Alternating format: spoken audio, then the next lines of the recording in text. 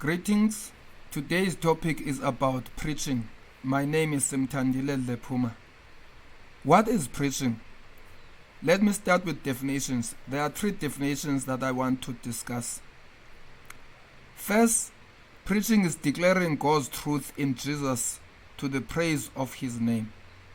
Secondly, preaching is the act of delivering the sermon, which involves proclaiming religious truths and moral teachings to the audience, often within a church setting. It aims to explain and apply biblical message, encouraging listeners to embrace faith and live according to its principles.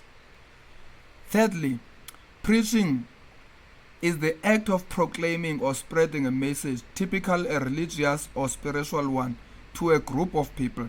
It involves communicating a message from a religious text, such as the Bible, or sharing the personal experience and insight, or to inspire, educate, and guide.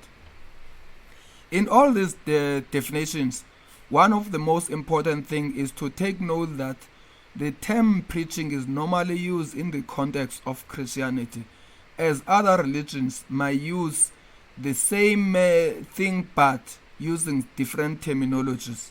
So, the preaching is normally done in the context of Christian religion. There are 5 forms of preaching. The preaching can be in the form of a sermon, it can be in the form of teachings, it can be in the form of evangelism, it can be in the form of testimonies, it can be in the form of homilies.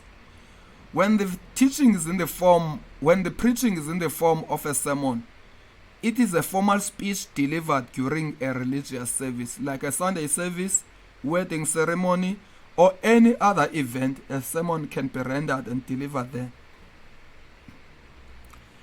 Teaching. When the preaching is in the form of teaching, it is an informal talk or discussion on religious topic, where we are discussing certain topic and we are talking, which means it might happen even in a small group or even in an informal setting. So you can still have teachings there. But the aim of preaching all the time is to inspire, educate, and guide others. When the preaching is in the form of evangelism, it is about sharing a message of a particular faith or religion with others, which means when it's evangelism, it is about sharing the message of Christianity, helping people mostly towards conversion. We evangelize because we want to win people to the religion of Christianity. Then preaching also can take a form of testimonies, when people are sharing their personal stories of faith, their conversion, their spiritual experiences. Then homilies. Homilies is when a person share a reflection or explanation of certain religious texts. You might take a certain word and define and indicate its original meaning, maybe from Greek, from Hebrew, from other languages that were used in the Bible.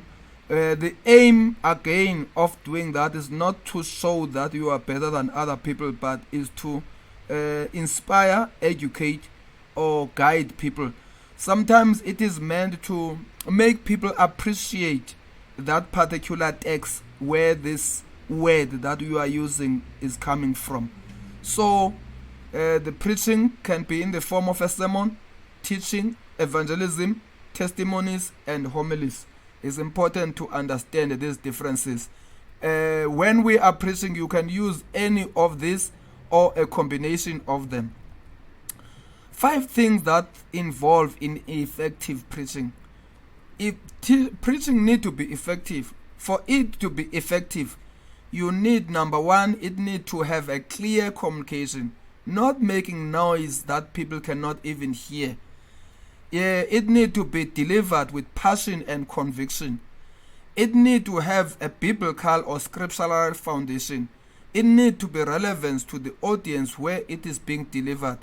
It need to be inspiring and motivating others.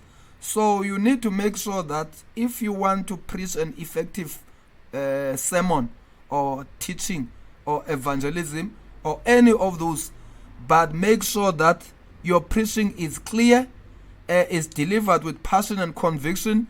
It has a biblical and scriptural foundation. It is relevant to the audience, and it is inspiring and motivating. 5 aims of preaching are as follows. You need to share the message of God's love and redemption. Inspire spiritual growth and transformation. Provide guidance and wisdom. Encourage community and fellowship.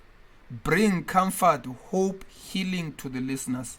5 things preaching need in order to be powerful. For preaching to be powerful, you need to have the right person as a preacher, the right message to be preached, delivered in the right way, delivered in the power of the Holy Spirit to the right audience. Number 1, right person to be. You need to have a right person as a preacher. Number 2, a right message that is gonna be preached. Number 3, you need to deliver the message in the right way. Number 4, you need to deliver the message in the power of the Holy Spirit. Number 5, you need to have the right audience that you are preaching to. God bless you.